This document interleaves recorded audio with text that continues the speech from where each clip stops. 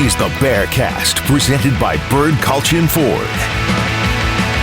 Bird Culture Ford has been in Waco since 1936. Ford is the #1 selling truck in Texas 43 years running. The Bearcast is also presented by WellMed Medical Management and USMD Health System Dallas.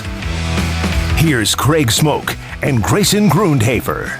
Hey, what's up, everybody? Welcome into the first edition of the Bearcast in 2023, the first week of January. Hope you had a good holidays, but welcome back and a whole new year on the calendar, getting started. The first Bearcast of the year. I'm Craig Smoke, Sic'Em365.com, 365 Sports, joined as always by Grayson Grundhafer, Director of Broadcasting, also team and recruiting reporter for Sic'Em365. Got Garrett Ross producing behind the scenes, and a lot to talk about here on this episode. The transfer portal, coaching changes, a lot to get into, but first things first, Merry Christmas, Happy New Year, Grayson. Hopefully you had some good time off. Right, yeah, definitely needed it. It was a great time Man. to get Definitely past that needed it. season and then, just start the holidays with Baylor losing to Air Force was great. But in general, it was nice. Got to spend some time with family and enjoy the new year, enjoy Christmas, and get right back to it and right back in the swing of things. And then you turn around and it's TCU's going to a national championship and Baylor basketball is getting smashed by Iowa State. I mean, it has been it's been a rough few months for Baylor athletics. Happy New Year. Yeah, no, it really has. And we both took breaks, and it was much needed. I definitely, was relieved kind of when that bowl game ended, and that was awful in its own right. Feels like it was about 2 months ago now at this point, and good riddance to that end of the season. That was something else. But yeah, I mean, onward and upward and on to a new year and new blank slate for Dave Aranda and the football program, of which there's a lot of news going on. As you mentioned, basketball also with a bit of news for both the men and women as well as they get underway into Big 12 play. Women winning, men losing, so we'll talk about that a little bit. But let's dive right in. I mean, you mentioned that we didn't have an episode last week, so it's like one of the maybe 2 weeks out of the entire year where we don't have an episode. So there's a lot of ground to cover, and let's just dive right in when it comes to the transfer portal. And I guess we'll give like a little bit of a summary of who's in, who's out over the last couple of weeks. And then as you want to, sprinkle in some extra flavor on some of these guys. But in terms of who we're looking at that has, I guess, exited, let's start there before we talk about the new additions. In terms of exits, we got a couple of new ones here recently. We talked about the fact on signing day on the bonus show that we did, they needed some room to make some things happen in the transfer portal. They were pretty tight on numbers, that 85-man scholarship limit. Obviously, they had enough room to add a quarterback in Austin Novosad that went awry. So there was at least one spot, but we knew there was more, and still they needed more. And there's now room for more as a couple of guys, as I mentioned, joined some of the other names that had floated out there over the past couple of weeks. So kind of starting backwards and moving our way up. We knew that Devin Neal was in the transfer portal. He's already committed and signed with Louisville. You also had Micah Mazuka was in the transfer portal. He remains there. He has not signed with anybody as of yet. Also had Josh Fleeks, who signed with Nebraska. We talked about that. Kyron Drones to Virginia Tech. So Neal, Drones, and Fleeks, all guys who have already ended up at their other destination. Micah Mazuka, somebody who, again, still has not made his call. But 3 new names now added to that list that we have not discussed at all, and all in the secondary. But I guess really that leads me to where we probably should start now that I think about it, and that's with who's going to be commanding the secondary and who's going to be commanding the defense total. So, yeah, now that I think about it, that's probably the biggest change that needs to be addressed, because while we were away, Matthew Pallage, brought back after a year as co-DC at Oregon, back in the fold with the Bears, hired as the new defensive coordinator. Dave Aranda also making the move as far as inside linebackers coach, knowing that he needed to replace Ron Roberts both as DC but also as linebackers coach. And so he goes to the SEC and grabs Christian Robinson, who was previously at Auburn and then Florida before that for 3 seasons, Auburn this past year. Ironic because Ron Roberts goes to Auburn, and in parts the reason why Christian Robinson is no longer at Auburn because he's taking over duties there and obviously wants his own staff. So, yeah, I think that's probably actually where we should start. Matthew Powell is back in Waco, Grayson. He'll need to retool the secondary, as we will get to. 3 guys in the portal just this last week alone. And Christian Robinson, a name not familiar to many, but now going to be commanding the inside linebackers. And last time we saw that group, Dylan Doyle was in the postgame press conference and talking about the end of his Baylor career, and he's a big piece you're going to have to replace, among others. So, Matthew Powledge, your thoughts on just that move first, coming back as DC and, again, his first time, I guess, at this level, in particular, full-blown defensive coordinator, no co-title, although we know Aranda will have some say here and there, obviously. Right. So this was actually a name that I mentioned. I do a chat every single week on the premium side of things, and he was one of the 5 names that I mentioned as far as he would make a lot of sense if he came back to Baylor. Because like you said, he was co-DC at Oregon, and so he probably wanted an opportunity to be the full-blown defense coordinator. There's an opportunity here to come back and coach the guys that he recruited in the secondary at the safety position in particular. And so I think it's pretty telling. I mean, he knows the talent level that's at the safety position. He recruited a lot of these guys. He got to see a lot of these guys develop here at Baylor. And then also, I think it's just a perfect fit for the culture. He knows all the coaches. He has a good relationship with them. He knows the players. I think this is one of those things where I go, wow, this is a great fit. And this is definitely Baylor getting back to try to get back to where they were in 2021 defensively. He's also an underrated recruiter. And I don't think people necessarily know that, but he relates really, really well with the players and really well with the recruits. I think there's going to be a step up there by adding him. And I also think the guys in the secondary, they really respect what Powledge brings to the table. Now, he's going to have to get to know everyone because he's the full-blown defense coordinator now. But that safety position was one that needs a lot of work going into this season. And I think he's the perfect guy, honestly, to make that group take a big jump going into the 2023 season. Now, as far as Robinson goes, I think this is another good pickup. SEC guy, pretty good recruiter, a guy who I think could come in and elevate that group as well. Now, I will say, on the field-wise, Roberts was a good coach. Roberts is a good coach. We know this. He got a lot out of the linebackers, Trell Bernard, Dylan Doyle. But I do think there was a part of him that maybe was not elite as far as developing some of the talent that they have there. In particular, a Josh White type where you need to find a way to get him on the field at certain points in the season, as we got to see, the defense had issues with athleticism. So why is a guy like him or Tyrone Brown not getting on the field more or getting more opportunities to thrive and grow? So I'm wondering if developmentally Robinson can't take this group to another level and potentially get the most out of the talent that they do have in that room. Well, that'll be the hope, right? Yeah. And I saw, it's Twitter, so take that how you want, but I saw a mixed reaction from like a, Auburn fan or a Florida fan on Robinson. And, as far as I'm concerned, blank slate coming into Waco, and, let's see, what he has and what he's got. But, I'm intrigued to learn more about him.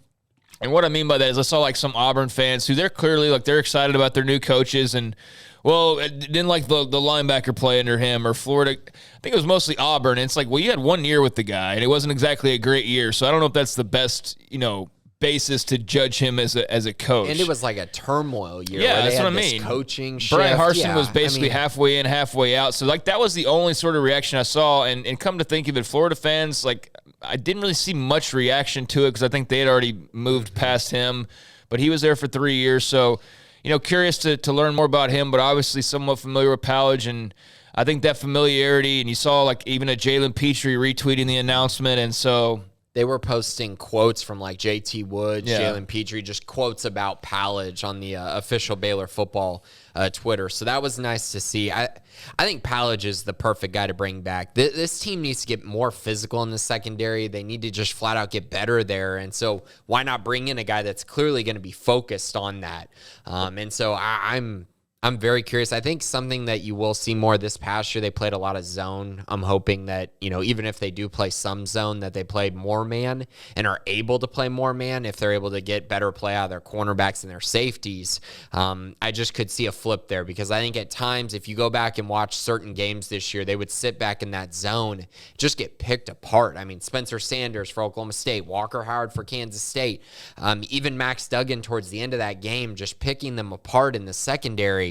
I just think there's a lot of room for improvement, and I think Palage is pretty much the perfect guy to solve that problem. So they need an injection of some energy, some juice, some confidence. I mean, all the above and more. And hopefully that is what is brought to the table with these two hires. But yeah, that's a few days ago now at this point, but kind of wrapping our heads around what all we've been gone for. Again, it seems like it's been about a month and it's been, a week or so, but that did occur while we were gone. So good to have that official. Obviously need some clarity on who's going to handle special teams. Palage, you would imagine, is going to have the safeties and be defensive coordinator, but, wouldn't expect him to also handle special teams duties. He could have a hand in it, but just you'd anticipate somebody else having that title. So we'll see how that's, put out there eventually.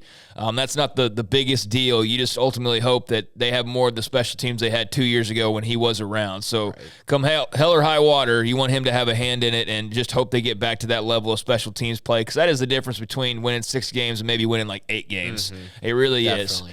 is. So that was obviously big news, but circling back around to kind of where we started before, thankfully I remembered that big chunk of headlines. The room that he's going to be coaching, I mean, it's not the room that it was even a week ago when he was being announced, or even the week prior to that when they were getting ready for the bowl game.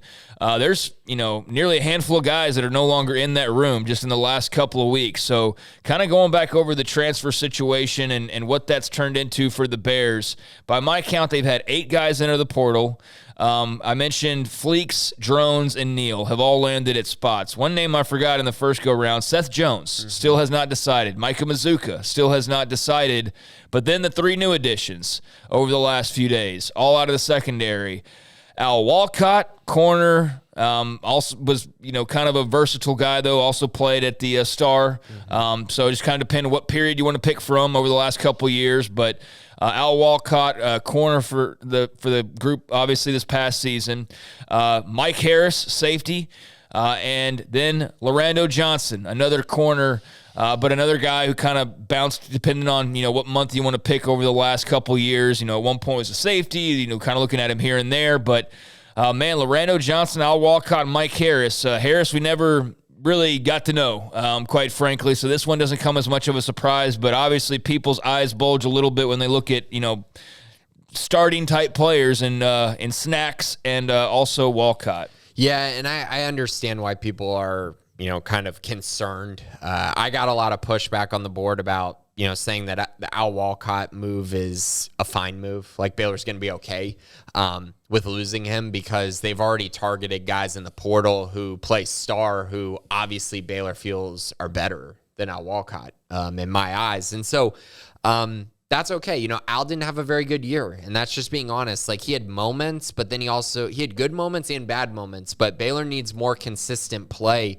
out of that star position. We saw Jalen Petrie have this massive impact for them playing that role. They need someone who plays a bigger role and is a bigger part of their defense than what Al brought to the table this past year. I'm not saying you're going to have a Jalen Petrie every year, but you just need more consistent play at that position. Al didn't give that to him, so now he's moving on into the portal. Not necessarily one I totally expected, but he was on my radar for sure as a guy who might leave.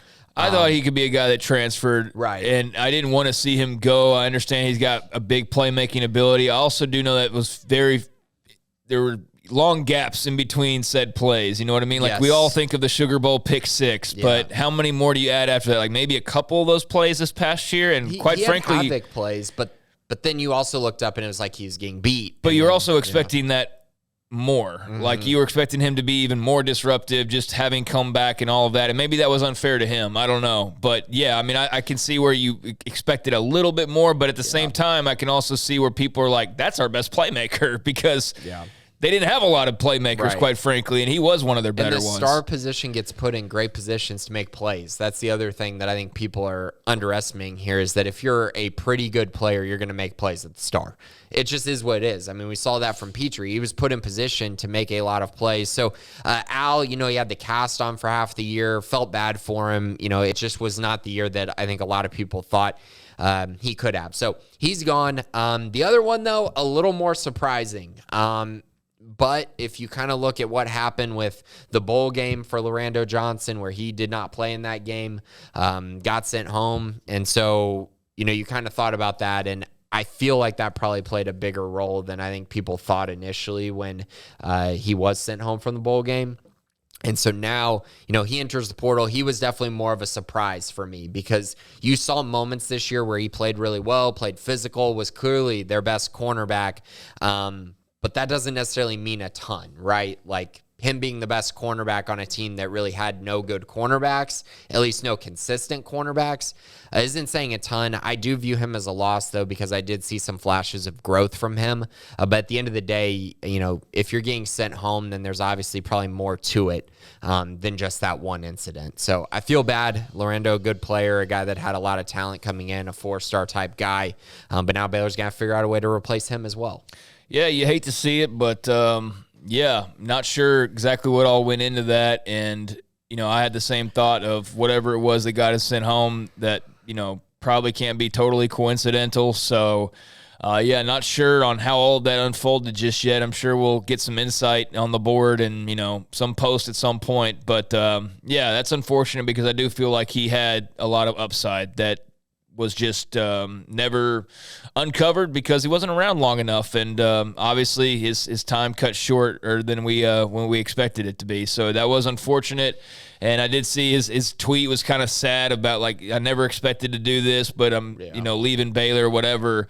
And that's just not fun. So a couple more names out of the secondary added to the transfer portal, and on the flip side, they've added 4 names. You've got that's 8 guys that have left the roster, dating all the way back to Josh Fleeks earlier in the season, and now 4 newcomers over the last couple weeks. Now, nobody since really like bowl game day, and that was the running back we'll talk about in just a moment. So that was it's been over a week since they've added anybody.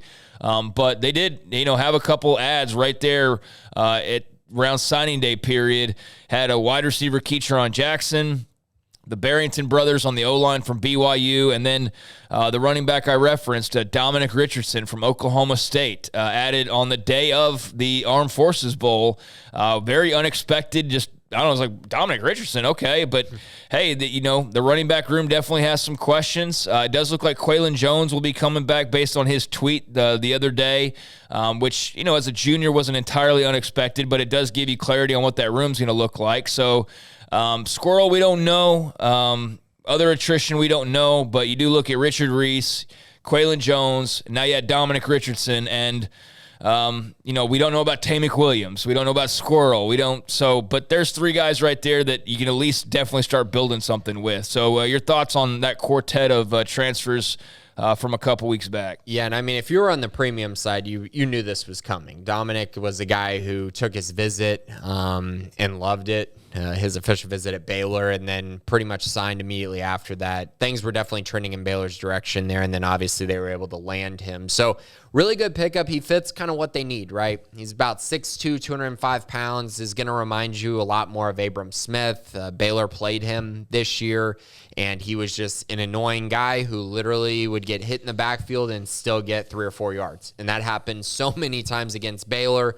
And he was having a really solid year until the wheels fell off at Oklahoma State. Once they lost Spencer Sanders, and then that offense just completely fell off. And so I wouldn't look into his numbers this year as really being very telling. I think he's a very good running back and is going to provide a lot to that room and is going to allow them to become a little bit more reliably violent on the offensive side, which is what they want in that RVO wide zone scheme. I think he fits perfectly. And again, like I said, more of a chain mover, more of an Abram Smith, who if you create a crease, he'll make you pay for it. But if you don't create a crease, he's still going to get you 3 or 4 yards, which is very, very important in this system. And like you said, the running back room is now really, really healthy right now in my eyes. I think they have enough depth there. They have some young talent as well. And so now it's just a matter of figuring out our Squirrel or Tay coming back. And that'll kind of give you kind of that final result of where they're going to be. And then you also have Bryson Washington and Dawson Pendergrass coming in.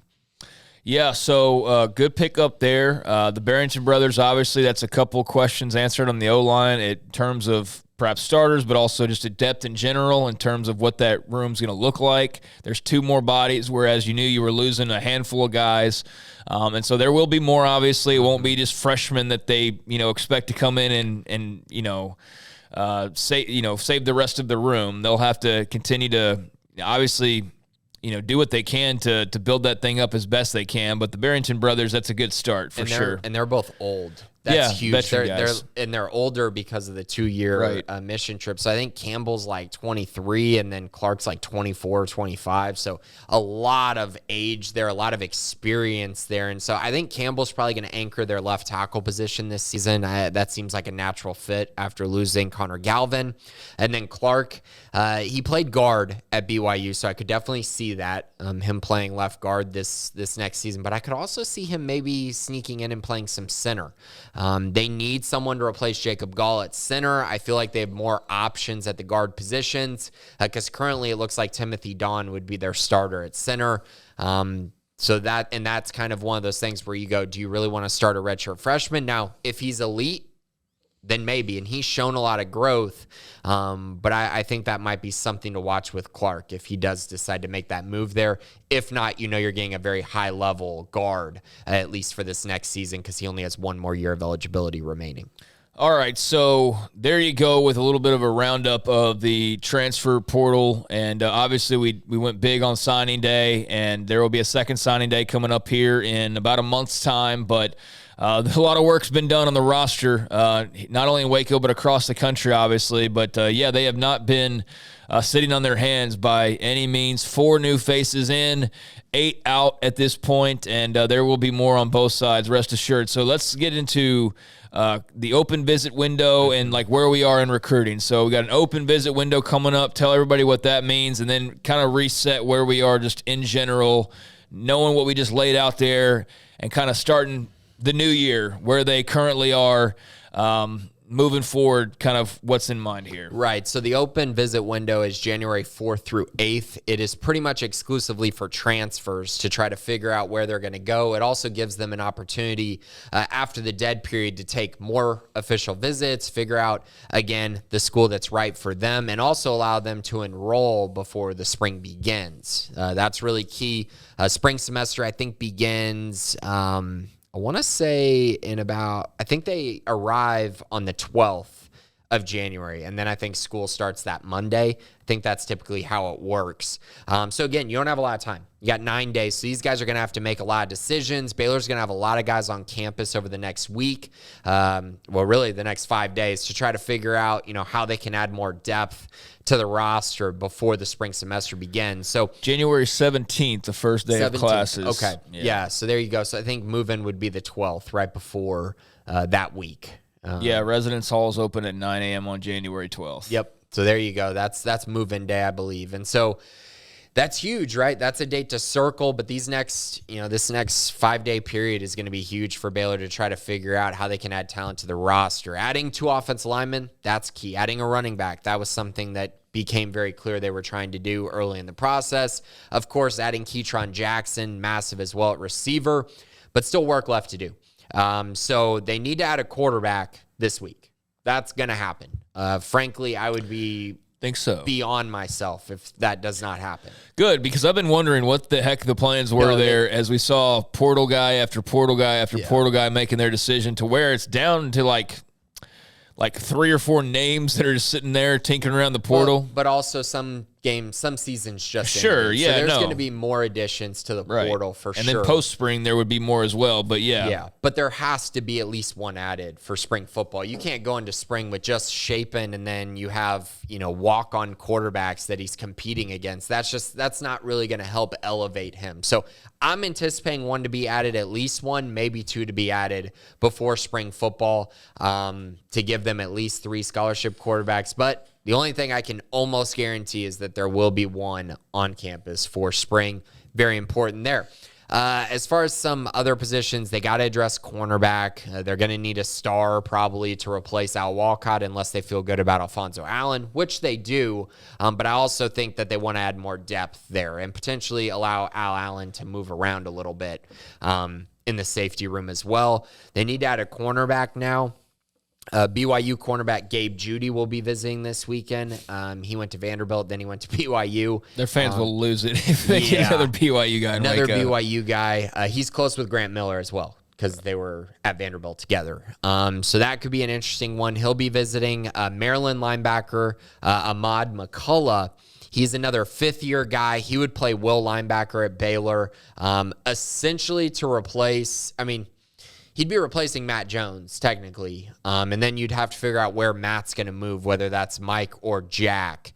My anticipation is that he's probably going to move to Jack next season. I think he's better there. I think it's a better fit. I think we tried the experiment with him playing linebacker. Didn't work out. If he was going to play linebacker, I think it needed to be Mike. But now I just feel like Josh White's going to be the Mike linebacker, and then they're going to add Ahmad McCullough or a linebacker of that type to play the will. And then you'll have Tyrone Brown and Brooks Miller as the backups with potentially Matt Jones playing Jack. That's how I envision it. That's how I'm seeing it kind of be built in my head. So he'll be visiting. He also has a trip to Washington State planned, but I feel pretty good about those two. I think Baylor's in a good spot. Some other ones to keep an eye on. Hillsdale College wide receiver Isaac Tesla. This guy is absolutely blown up in the last couple weeks. Baylor offered him early, but now he's got offers from Arkansas, Miami, Texas A&M, Wisconsin, Ole Miss, Oklahoma State. Very good player, a D2 player. But he's 6'4", 210 pounds, runs a 4.54. His film is awesome. A great contested catch guy. The rumors were he was going to visit this week. I still haven't confirmed with him that he's officially going to do that, but my expectation currently is that he will, so keep an eye on him. And then North Texas tight end Jake Roberts, who actually had a very nice year this year. He's about 6'5", 250. He had 394 yards, 3 touchdowns. He's got offers from Arkansas, Cal, Nebraska, Tennessee, Indiana, SMU, all out of the portal. He's got 2 more years of eligibility, and I know people are going to sit there and tell me that, why are we going after a tight end? We should take 12 quarterbacks, and it just doesn't really work like that. And if you look at Baylor's depth chart, you're dealing with Drake Dabney, who's going to be coming back from injury. You still have a young Kelsey Johnson. You got young guys like Hawkins Polley, Cody Mladinka, and Matthew Klopfenstein. Like, they really do, if you look at their depth chart in that breakdown, they need another tight end. Probably more of a proven commodity so that you can play Dabney and Kelsey Johnson, and then one other tight end, and let the young guys who need more develop, give them time to develop. So that makes a lot of sense to me. He'll be visiting this weekend as well. Those are the names currently on my list, but again, I'm expecting a lot more. You're going to have quarterbacks visit. You're probably going to have a safety or 2 visit, maybe another cornerback as well, as Baylor really, they have a lot to do before the end of this window. So I'm expecting at least a couple more additions before the end of this week, and hopefully going into spring ball. And then, like you mentioned, after spring ball, they might look to add some more if they have some room to add maybe a couple more late pieces to the fold. So there you go. There's a bit of a roundup on where Baylor football is right now. Added the Barrington brothers, Keytron Jackson, Dominic Richardson, right there around bowl week. Saw Lorando Johnson, Mike Harris, and Al Walcott all head to the transfer portal. That was player 6, 7, and 8 by my count.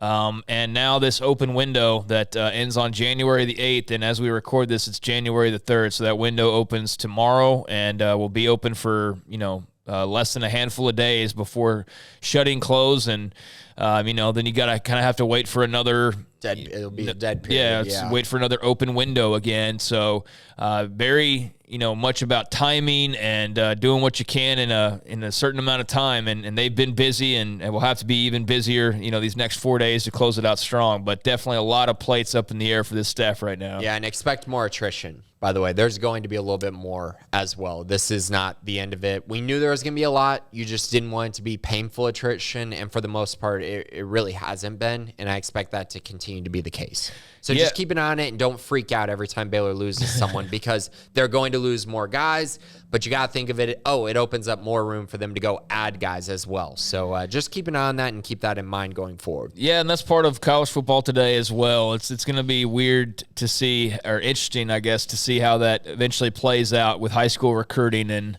the whole, you sign guys and then you yes or no them after a year or two to make room for other guys who are a little bit older, and how much emphasis is placed on the transfer portal versus the high school ranks, and all of that, I think is still very much being sorted out. I think it was Sam Pittman of Arkansas that I saw commenting about this very thing a few days ago, and just kind of the ever-evolving nature of recruiting and kind of how the portal is taken over. And so I don't think we quite know where this is all going to land, but it's certainly, a lot to digest. And for fans, you see, 8 guys going in the portal. You're like, what in the world's going on? Yeah. But, some of that's forced, some of that's wanted, some of that's, of course, guys making decisions that you don't necessarily want. But, a lot of that is, what the staff's looking for. It's just a new kind of amount of turnover that we're just not used to seeing at this level. Yeah, it's not like losing 25 guys and 4 of them are 5-star guys from your previous class, like what happened at A&M or at Oklahoma State.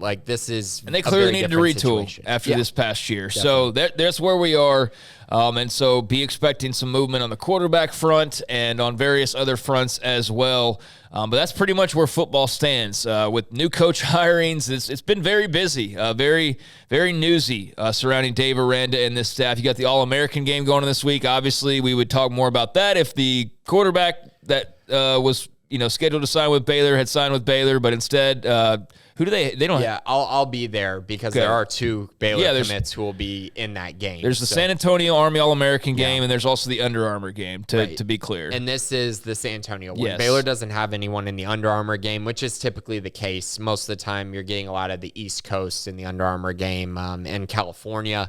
But in the All-American game, there will still be 2.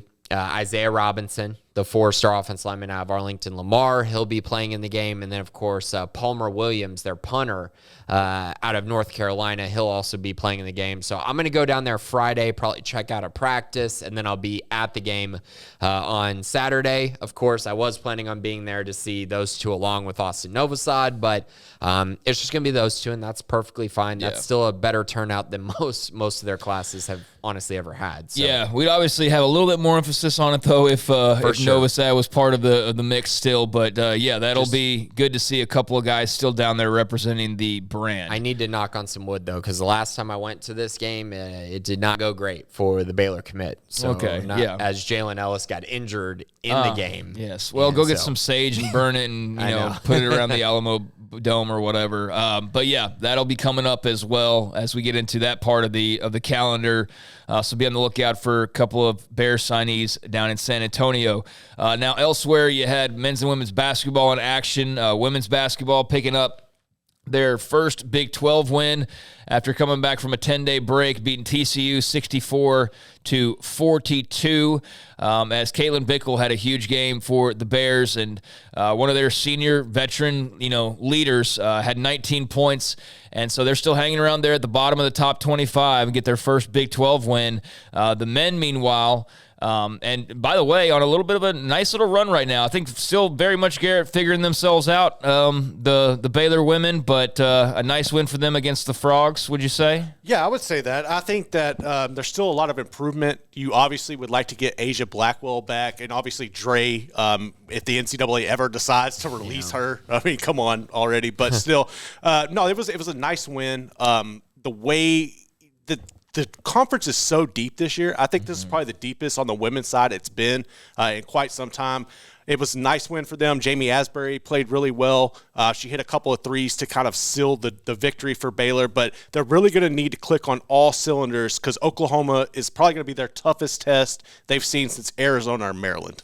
Yeah, and they got Oklahoma on Tuesday, so that's coming up later on tonight as we record this. A number 17 team in the country that'll be in Norman, and then number 21 Kansas on the road in Lawrence on Saturday. So 2 top 25 games on the road this week for Nikki Collin and company as they look to hang around in the top 25 and get themselves wins 2 and 3 in Big 12 play. Yeah, and both of them are 11-1, so they're facing 2 pretty good teams. Baylor's going to be tested this week. They haven't been great against ranked teams so far this year, so I'm very curious how they kind of handle this, especially going on the road. Back-to-back road games, that's really, really tough. But we'll see. We'll see how they can handle this and see if they can't pull at least one of them out. Yep, and so that's what's in store for the Bears on the women's side of things. On the men's side of things, they did, get a win over Nichols coming back from Christmas. That was fun. But then they turned around and opened Big 12 play in a place where Scott Drew's really taking ownership, at least until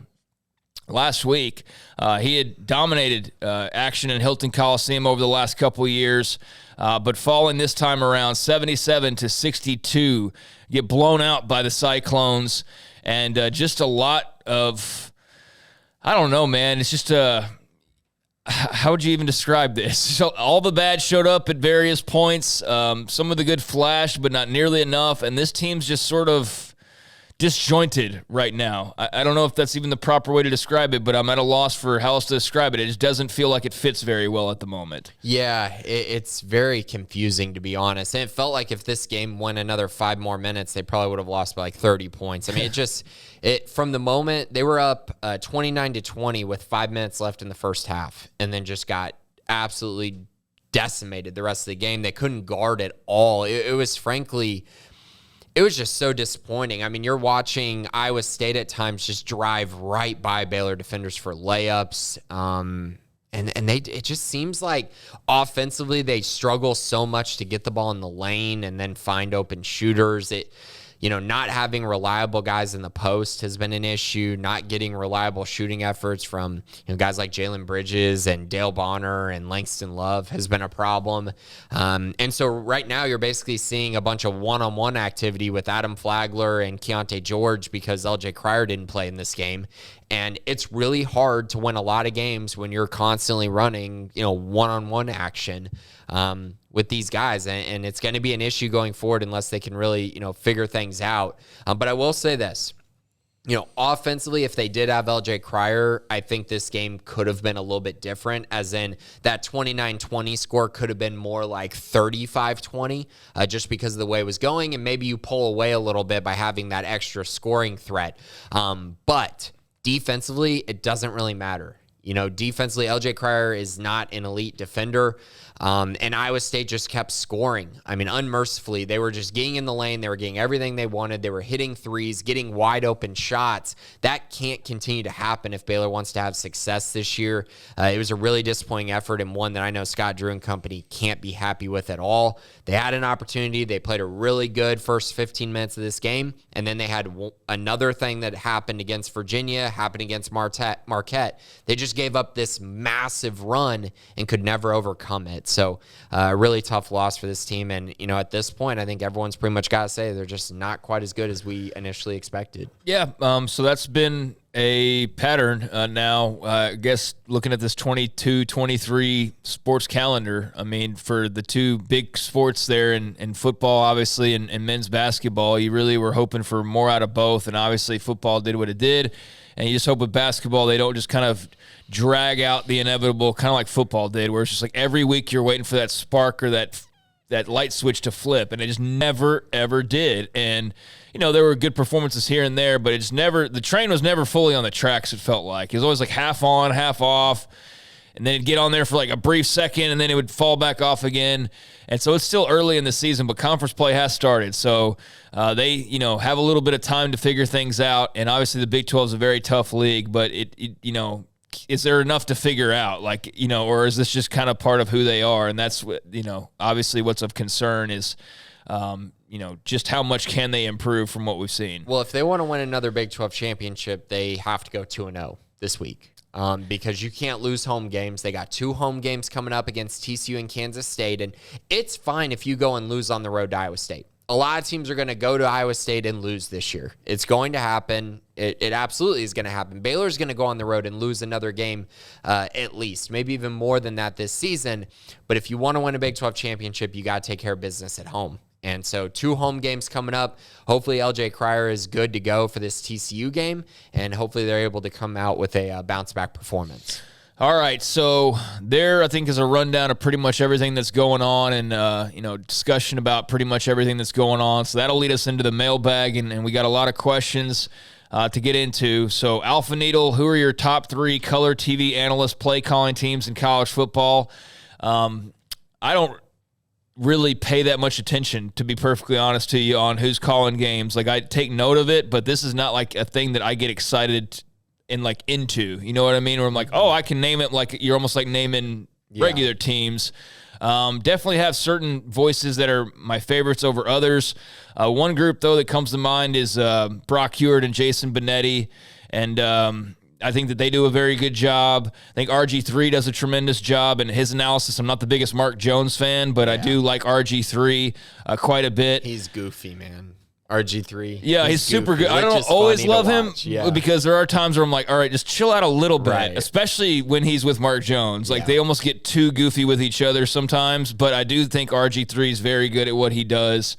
So I know it's not a team like you said. He had that funny moment where he had to leave the game this weekend because his daughter was being born, or daughter, right? I think it was his daughter, but either way, his wife was pregnant, so he had to leave. So you see him sprint off the field. So yeah, that was really cool.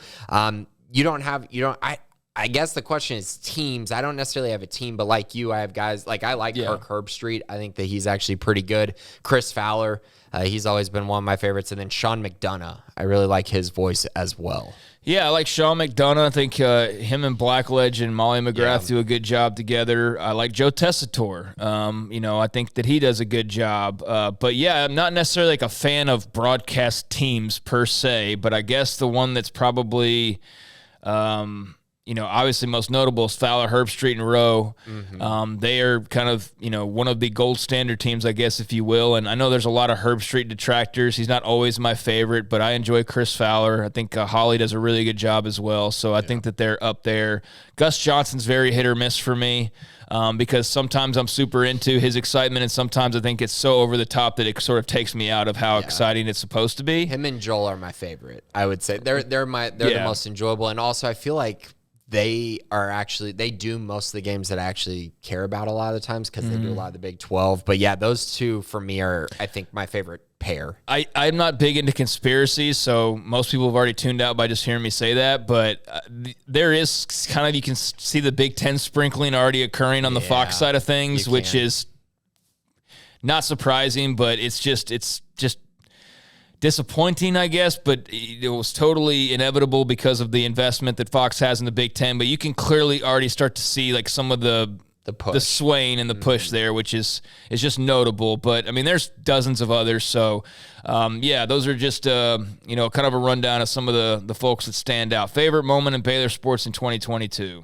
I mean, I guess the Sugar Bowl was in 2022, so that's my favorite moment. Yeah, me too. I mean, there wasn't a lot else since then. There was some stuff last spring that was fun, but that was definitely the best moment of 2022. And I know it's not probably exactly what you're asking, but that's the easiest answer. So let's go with the Sugar Bowl.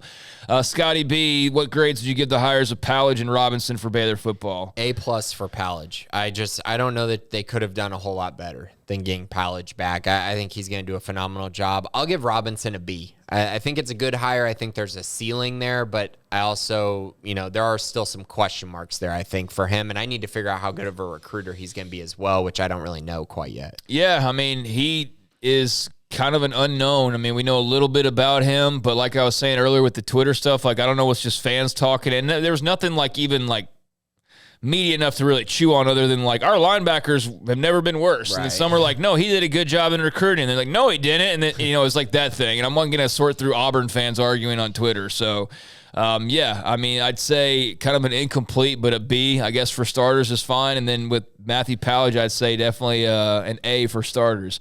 Among the 4 transfers that Baylor football has signed right now, who do you think will contribute the most? I think they're all going to, they were all big if you really think about it. But, I really think they needed some burst and an energy and just something new at the wide receiver position. So I'm going to go with Keytron Jackson. I think he's going to be phenomenal. Now, Clark and Campbell Barrington are absolute necessities. They're going to start. They're going to play a ton. Dominic Richardson will be a part of a committee and be a big part of that committee. But I think Keytron Jackson could be and should be their number 1 wide receiver next year, and I'm anticipating him to have a breakout season and be huge for them. Surf Oso, Toads in the big game. TCU obviously playing for a national championship against Georgia coming up next week. Is that really bad for Baylor? In a way, is it good? Is it really hurting us on the recruiting trail? What do BU insiders think? We always hear SEC, or Big Ten schools are tight, but does Alabama really want UGA to win, or are the other Big Ten teams happy Ohio State and Michigan are out? This is a good question because it is sort of like it's not super complicated, but it kind of is in a way. Yeah. I think the SEC, that's just such tribalism, and I don't think that they love it when Alabama's winning titles, but they save face and spin it in a positive way for their school. By we're in the same league as the champions and that kind of thing. The bad teams say that. Yeah, it's propaganda. Like Georgia doesn't want Bama to win. No. Bama doesn't want Georgia to win. But A&M, yeah, they'll take it because it's for the SEC. Right. Arkansas, woo, yeah. Vanderbilt, yeah, we're in the SEC. Yeah, of course the lower level teams are gonna be like this is perfect because they're never going to win the SEC. And I'm not saying they never, ever will, but right now and in current history, they have not been winning the SEC compared to Bama and Georgia and even LSU. LSU's not sitting there cheering for Georgia. LSU never sat there and cheered for Bama. That doesn't happen. And so, no, Baylor fans should not be cheering for TCU. I will also say, I think in the Big 12, every school in the Big 12 feels like they could win a Big 12 championship. Even Kansas is starting to feel that way. So I think the parity makes it even more so where these schools in the Big 12 are not cheering for TCU, nor should they. I don't think that's smart. Now, as far as how could this be good? How do I spin this in a good direction? Well, the only way you can spin it in a positive is that, A, the Big 12 can actually compete on a national level, right? This idea that the Big 12 is never going to win a championship, never going to get to a championship because they couldn't win college football playoff games. Oklahoma got there so many times and couldn't win one. Now TCU's finally done that. And so going into this new Big 12 era, it's nice that you actually see a team win a college football playoff game. So I understand that side of it. But for BU fans, for BU on the recruiting trail, no, this is not good for them. Yeah, and Surf Oso and BU Al kind of went back and forth and clarifying the question. And so Al was saying, are you asking if Alabama's impacted by and rooting for or against Georgia is the same as the impact TCU has on the Baylor program? And Surf Oso said, the real question is, does a successful Big 12 team like TCU have a plus or minus impact on BU? The press always mentions how strong the SEC or Big 10 and how that helps them recruit, blah, blah, blah. It's propaganda. To answer your question, the SEC stuff, it's propaganda. It's what Grayson outlined to answer your second question. And as far as the positive minus impact, it's positive for the Big 12. It's negative in every other regard. That's the simplest way I can answer it. I don't think you can compare the two because here's the deal. How many championships has the SEC won in the last... And how many different teams? Right. Auburn's won it, LSU's won it, Alabama's won it, Georgia's won it. It's so different than having a one-off, make it. So the SEC can generate this noise because it's like, hey, Florida's we literally have 5 teams that have won national championships.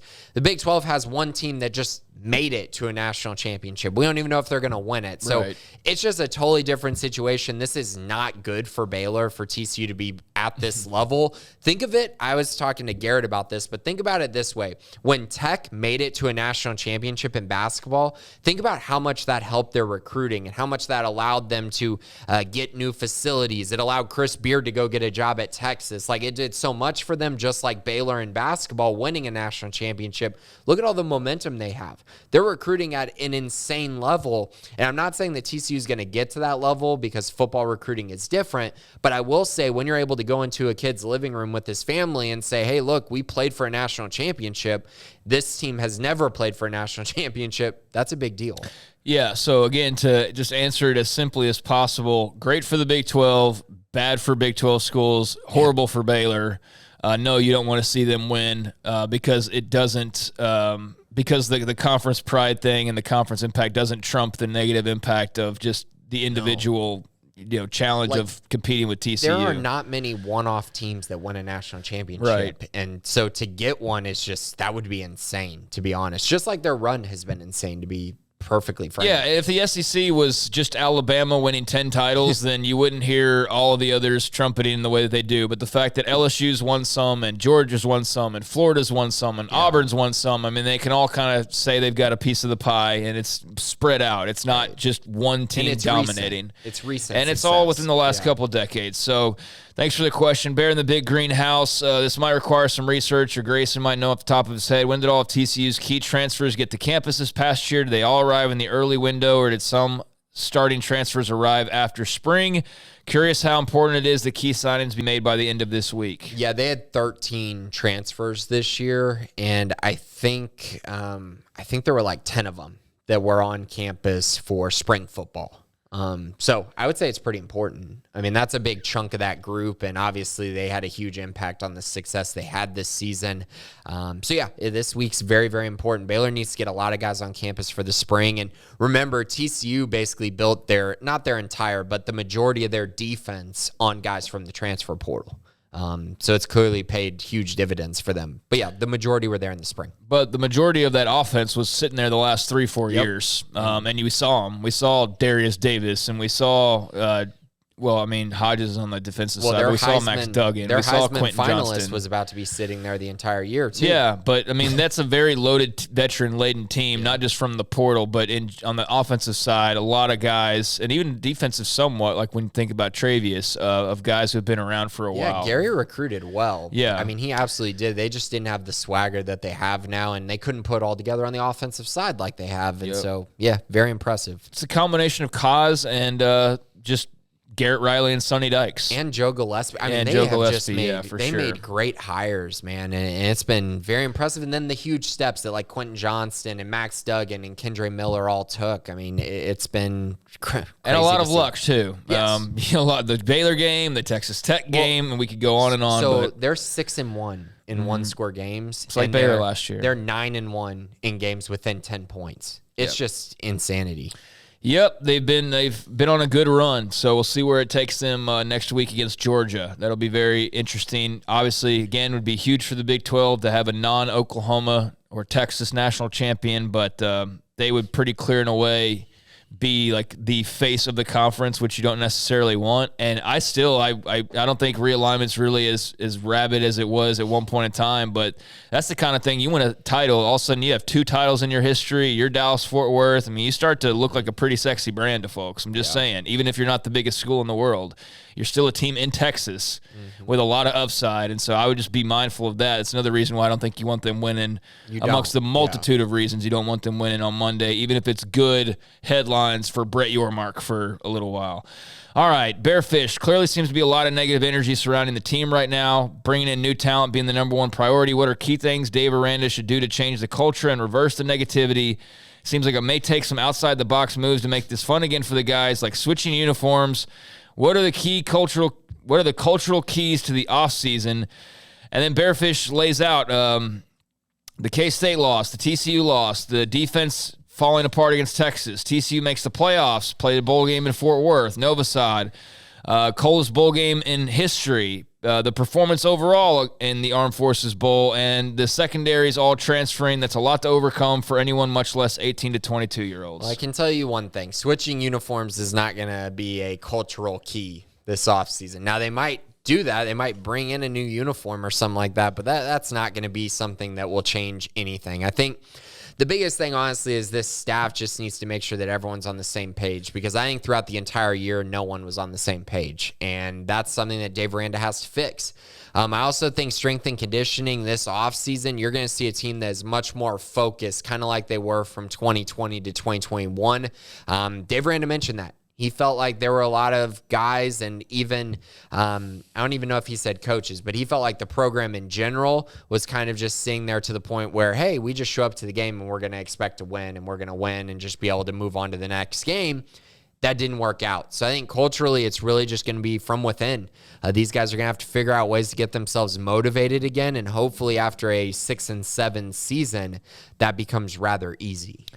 AF Blue 82, panic meter, scale of 1 to 10. I guess 1's low. How do you feel about the following? Only having one Scully quarterback on the roster. I'm at a 1, because if you tell me at the end of the week, then I'm probably at like a 9. But I think if they have one for spring, then I'm at a 1. Right now, since they don't have one, I guess I'd be at a 9. But if they get somebody, I'd drop that, obviously. Having Walcott and Snacks hit the portal. 3. Yeah, I'm like right there in the middle, like 4 or 5. Placing all 5 starters on the O-line.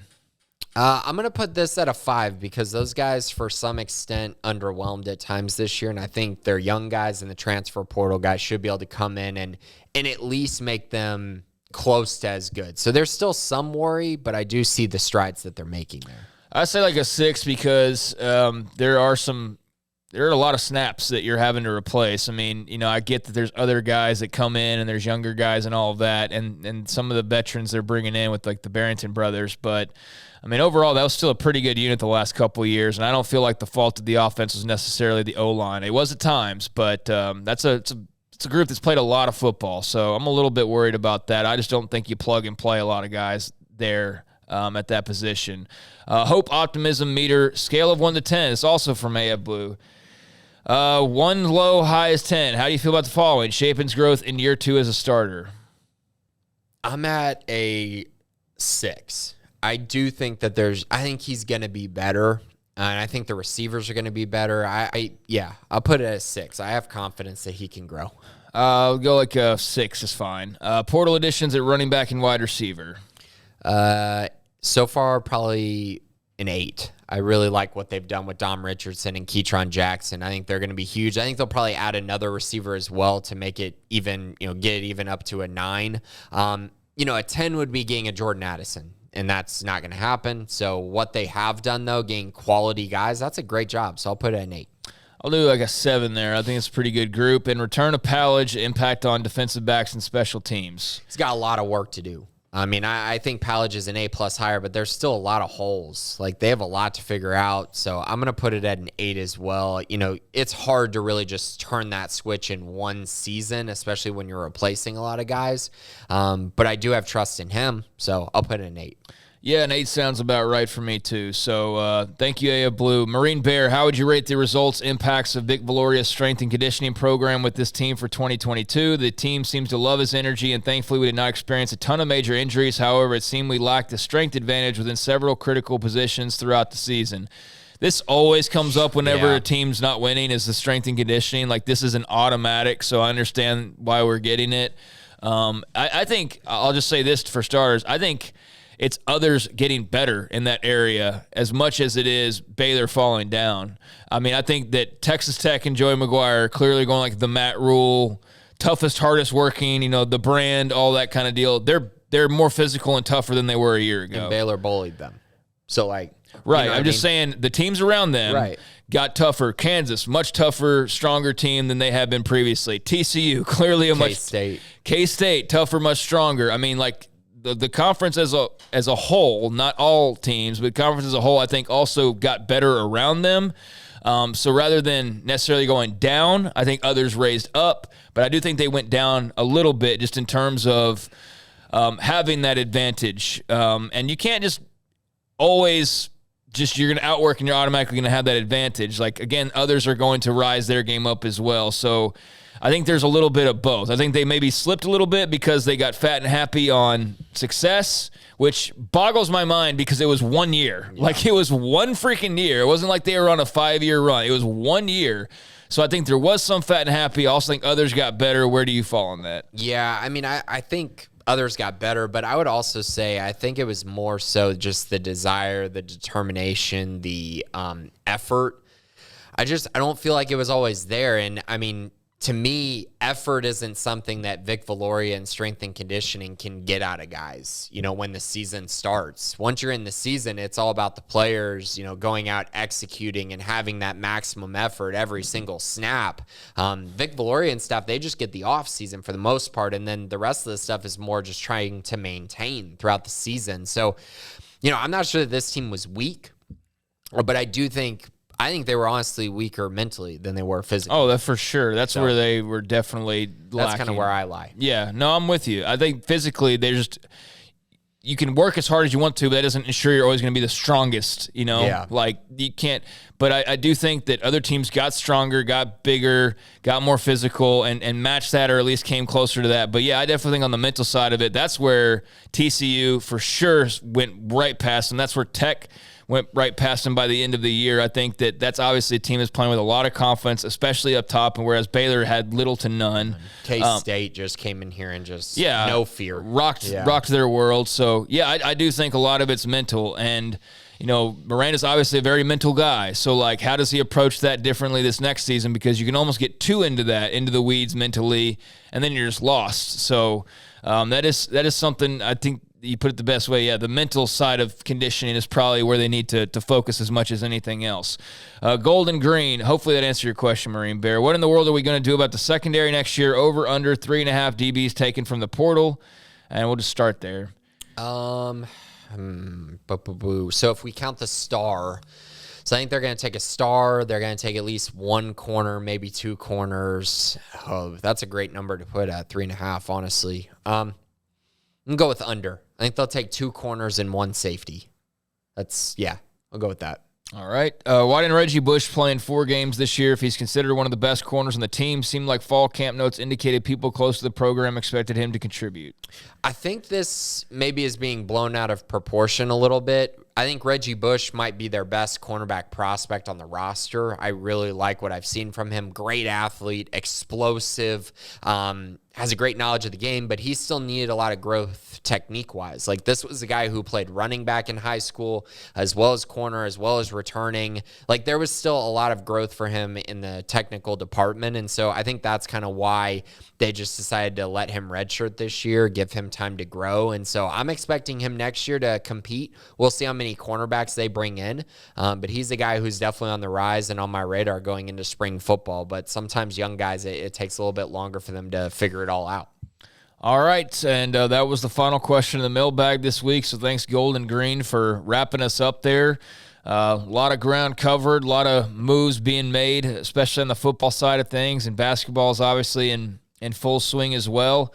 Anything before we go here, Grayson? No, I mean, just hoping for a better week for men's basketball for sure, and very excited for the transfer portal coming up this next week. So if you're not a premium subscriber, I suggest you join. We're going to have a lot of news and notes going through these visits throughout the week. It's a very exciting time, a very crucial time for Baylor football as well. Yes, it is. So definitely big thanks to the folks behind the scenes and Garrett Ross for working the boards and helping get things done here with the Bearcast, and the first one in the books now for 2023. Definitely appreciate those who've been on the ride for a while with us, and hopefully spread the word, tell some friends, tell some family members, keep growing this thing, and obviously a very big and uncertain year ahead of us.